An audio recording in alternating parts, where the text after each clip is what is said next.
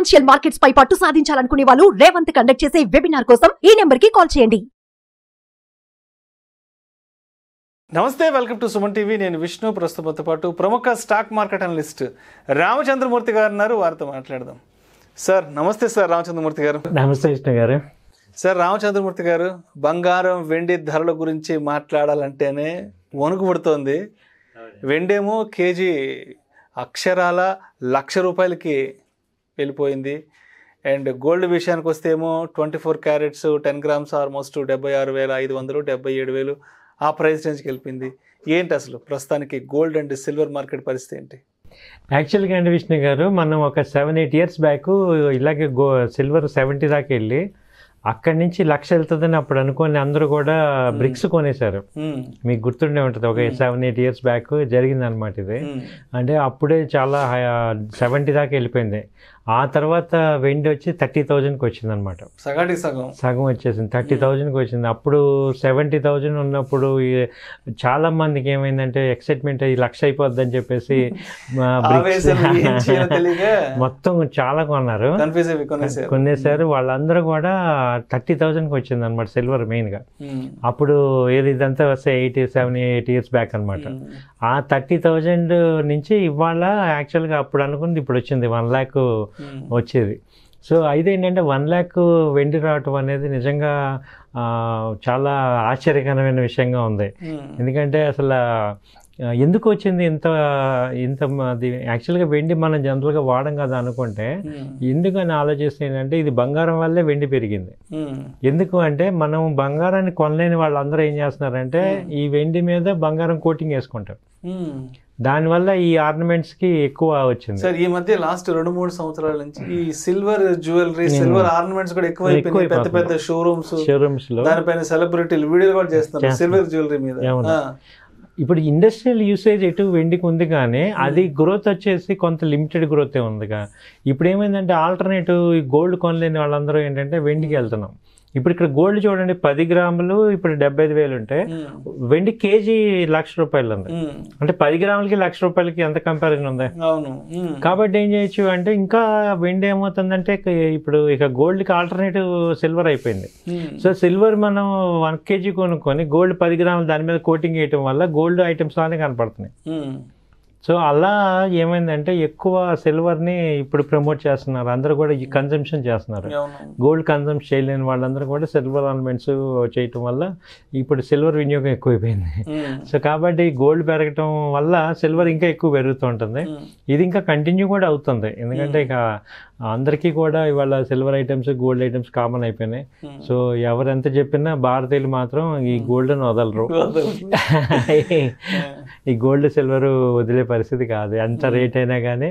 ఇప్పుడు సింపుల్గా చెప్పాలంటే తిరుపతిలో ఎంత దర్శనం ఉన్నా ఎవరైతే అందరం ఎలా వెళ్తామో అలాగే ఈ గోల్డ్ ఒకటి సిల్వర్ ఒకటి మనకి అలా మన బ్లడ్లో జీన్స్లో అలా వచ్చేసింది. కాబట్టి ఇవి పెరుగుతూనే ఉంటాయి. సో ఎప్పుడైనా మనందరికీ ఏంటంటే అడ్వాంటేజ్ ఏదైనా 10,000-20,000 తగ్గినప్పుడు ఎప్పుడన్నా ఒక సిచ్యుయేషన్స్ బ్యాడ్ మనకి బై అండ్ డిప్ స్ట్రాటజీలో కొనుక్కోవటం బెటర్. అయితే ఇప్పుడు నెక్స్ట్ సీజన్ అంతా కూడా కొంచెం ప్రస్తుతానికి అంతా లేవు, శూన్యం, అదే మోడ మీద నడుస్తుంది. ముహూర్తాలు అది ఏమి లేవు కాబట్టి కొంచెం అందుకే 5,000 మళ్ళీ ఎమ్మటే తగ్గింది, ఒకసారి టచ్ అయ్యి తగ్గింది. అయితే ఇలాంటి స్పైక్స్ వచ్చినప్పుడు ఏమవుతాయంటే ఒక్కసారి ఆల్ టైమ్ హై వెళ్ళినప్పుడు సిల్వర్ ఎస్పెషల్లీ మళ్ళీ అంత కొంచెం డ్రాస్టిక్గా తగ్గే అవకాశాలు ఉంటాయి. ఎందుకంటే మేము లాస్ట్ చూసాం కాబట్టి, అంటే ఇమీడియట్గా 1 monthలో 2 monthsలో తగ్గదు, కానీ ఓవర్ ఏ ఇయర్ తీసుకుంటే మళ్ళీ ఒక 10,000-15,000 తగ్గే అవకాశాలు కనపడతాయి. ఎందుకంటే ఒక్కసారి షాక్ ఇచ్చి అందరినీ కూడా మళ్ళీ విరగడు కొరకే అన్నట్టు ఇప్పుడు ఆ రేటుకి వెళ్ళాక ఇంకెవరు కొనలేరు. కాబట్టి కొంత కొనుగోలు తగ్గుతుంది. తగ్గటం వల్ల అది కొంచెం రేట్లు 85,000 80,000 అక్కడ కొంచెం స్టెబిలైజ్ అవ్వచ్చు. సార్ మరి అంటే ఇప్పుడున్న ఈ ధరల్ని బట్టి వెండి ఏమో కేజీ ₹1,00,000 వెళ్ళిపోయింది, బంగారం ఏమో 76,000 77,000. అంటే ఇలాంటి సిచ్యువేషన్స్లో పెళ్లి చేయాలంటే ఆ లెక్కన ఎంత ఖర్చు అవుతుంది, పేరెంట్స్కి ఎంత బర్డన్ అవుతుంది? అంటే అమ్మాయి అత్తగారింటికి వెళ్ళినప్పుడు కొంత వెండి సామాను, పూజ సామాను అని వెండి సామాను పెడతారు. తర్వాత పెళ్లికి కట్నంగా బంగారు ఆభరణాలు పెడతారు. ఇంకా ఆ లెక్కన ఆస్తులన్నీ అమ్మేసుకొని ఇంకా బంగారం వెండి కొని ఇవాళ ఏమో అన్నట్టుగా ఉంది పరిస్థితి. అలా ఏం లేదు సార్, ఇవాళ ఎర్నింగ్ కూడా అలాగే ఉంది కదా సార్. ఇప్పుడు మన ఎర్నింగ్ కూడా అటువైపు నుంచి సంపాదన కూడా ఆ స్థాయిలోనే ఉంది. ఇవాళ అందరూ ఏంటంటే 24 ఏళ్ళకే జాబులు తెచ్చుకుంటున్నారు.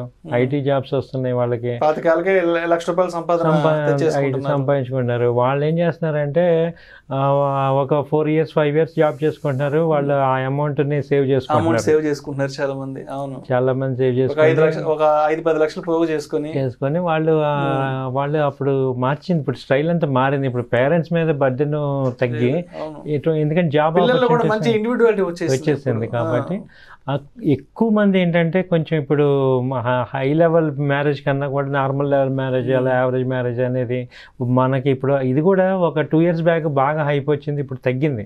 ఏంటంటే బాగా మ్యారేజ్ ఖర్చు పెట్టేస్తున్నారు, లావిష్నెస్ ఎక్కువ. తర్వాత ఏమవుతుందంటే ఎప్పుడైతే జాబ్స్ పోవటం, ఇబ్బందులు అవటం చూసాక ఏమవుతుందంటే ఓకే యావరేజ్ గా చేసుకోవటం బెటర్ అనే స్థాయికి వచ్చేసారు. సో ఏంటంటే ఇక్కడ పిల్లలు మ్యారేజ్ చేసుకునే పిల్లలు కూడా ఇంప్రూవ్మెంట్ అయ్యారు. వాళ్ళ మైండ్ సెట్ మారింది. వాళ్ళు ముందు ఎర్లీగానే జాబ్ చేసుకొని ఆ తర్వాత మనీ సేవ్ చేసుకొని ఆ తర్వాత మ్యారేజ్ చేసుకుంటున్నారు. సో ఇద్దరు సంపాదిస్తున్నారు కాబట్టి ఈ బర్డెన్స్ పెద్దగా అవ్వట్లా. ఈవెన్ పేరెంట్స్ కూడా ఎక్కువ ఎడ్యుకేషన్ మీద స్పెండ్ చేయటం వల్ల ఇది వాళ్ళకి ఏదైతే జాబ్స్లో జీవితానికి కావాల్సిన లైఫ్ ఇస్తున్నారు వాళ్ళు. అంతకుముందు మీరు అన్నట్టు ఏంటంటే గర్ల్కి ఎడ్యుకేషన్ ఉండేది కాదు కాబట్టి బంగారం మీద ఎక్కువ ఫోకస్ చేసేవాళ్ళు. ల్యాండ్స్ అని, బంగారం అని, కట్నాలు ఇచ్చేవాళ్ళు. ఇవాళ ఏంటంటే పిల్లల్ని కంపల్సరీ ఆడపిల్లైనా మగపిల్లైనా ముందు ఎడ్యుకేషన్ ప్రయారిటీ ఉండటం వల్ల ఉంటున్నారు. ఇమీడియట్గా జాబ్స్ వస్తున్నాయి. ఎక్కువ సాఫ్ట్వేర్ కంపెనీస్ అని ప్రతి దానిలో చూసిన వాళ్ళ శాలరీస్ ₹1,00,000 కామన్ అయిపోయింది. 5 years ఎక్స్పీరియన్స్ ఉన్న వాళ్ళకి ₹1,00,000 వచ్చేస్తుంది. దాని తగ్గట్టుకి ఇవి కూడా పెరుగుతున్నాయి ప్రమోషన్. కాబట్టి పెద్ద ఎక్కడ కూడా ఇబ్బంది పడే సిచ్యువేషన్స్, ఇబ్బంది పడే పేరెంట్స్ పెద్దగా ఎక్కడ లేరు. మనం LHS లోయర్ ఇన్కమ్ గ్రూప్ అంటాం.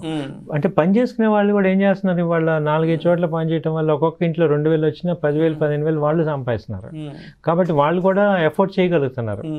సో అందుకని ఏమవుతుందంటే నేను అబ్జర్వ్ చేసిన ఇప్పుడు అనలిస్ట్గా నేను ప్రాక్టికల్గా ఇలా డిఫికల్ట్గా ఫీల్ అవుతున్నారా అని చూసాం. కానీ ఎక్కడ కూడా ఎవరి లెవెల్లో వాళ్ళు కొనేసుకున్నారు. ఎవరి సంపాదన తగ్గట్టు వాళ్ళు కంఫర్ట్ జోన్ లో ఉన్నారు, వాళ్ళు కంఫర్ట్స్ ప్లాన్ చేసుకుంటున్నారు. కాబట్టి ఇది ఎంత పెరిగినా పెద్ద ఎఫెక్ట్ అవ్వట్లేదు, ఎందుకంటే ఇన్కమ్ పెరుగుతుంది, ఇన్కమ్ లెవెల్స్ పెరుగుతుంది. సోర్సెస్ ఇండియాకి అదే అడ్వాంటేజ్ అండి.